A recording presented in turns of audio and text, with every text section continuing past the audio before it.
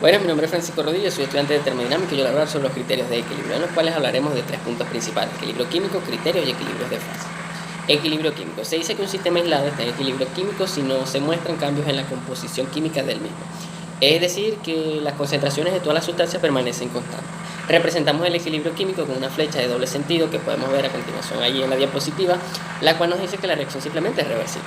En un equilibrio químico, el cociente de la reacción es una constante. Esta constante depende solo de la temperatura y se conoce como constante de equilibrio K. Criterios del equilibrio.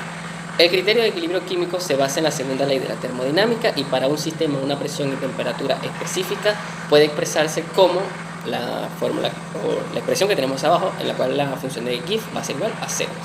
Para las reacciones de BA más BB es igual a la suma de los productos, donde las B son los coeficientes estequiométricos. El criterio de equilibrio puede expresarse en términos de las funciones de GIF, como la ecuación que está abajo de esa, lo cual es válido para cualquier reacción sin importar las fases involucradas en la misma.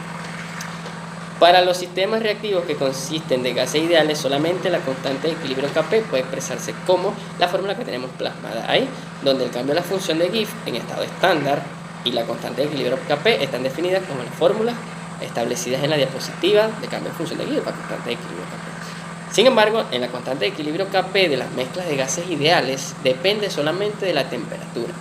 Es independiente de la presión de la mezcla en equilibrio y no resulta afectada por la presencia de gases inertes.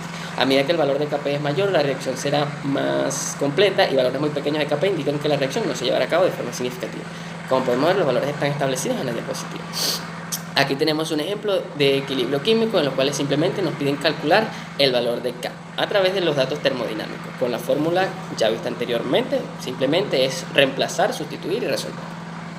Equilibrio de fases. Se dice que dos fases se encuentran en equilibrio cuando no existe ninguna transformación de una fase a otra. Es decir, que cuando cada fase tiene el mismo valor de la función específica de GIF, que esto es que la función GF va a ser igual a la GG. En general, el número de variables independientes asociadas con un sistema multicomponente y multifase está dado por la regla de la fase de GIF, la cual podemos ver ahí a continuación, la cual nos indica donde IB es el número de variables independientes, C el número de componentes, pH el número de fases presentes en equilibrio más una constante. Para un gas I, que es levemente soluble en líquido, como aire en agua, se calcula por medio de la ley de Henry, donde la H que podemos ver es la constante de Henry. Y cuando un gas es altamente soluble en un líquido, como el amoníaco en agua, se expresa de forma aproximada por la ley de Raoult, que podemos ver, donde Ji del lado gaseoso son las fracciones molares de la especie I en la fase líquido y de gas, respectivamente. Y para terminar tenemos un ejemplo de equilibrio de fase en la cual donde simplemente nos piden determinar la fracción molar a través de los valores dados por el objetivo y extraídos por tabla. Simplemente necesitamos calcular la presión parcial del aire seco utilizando al final la ley de Henry para obtener el valor que nos piden. Gracias.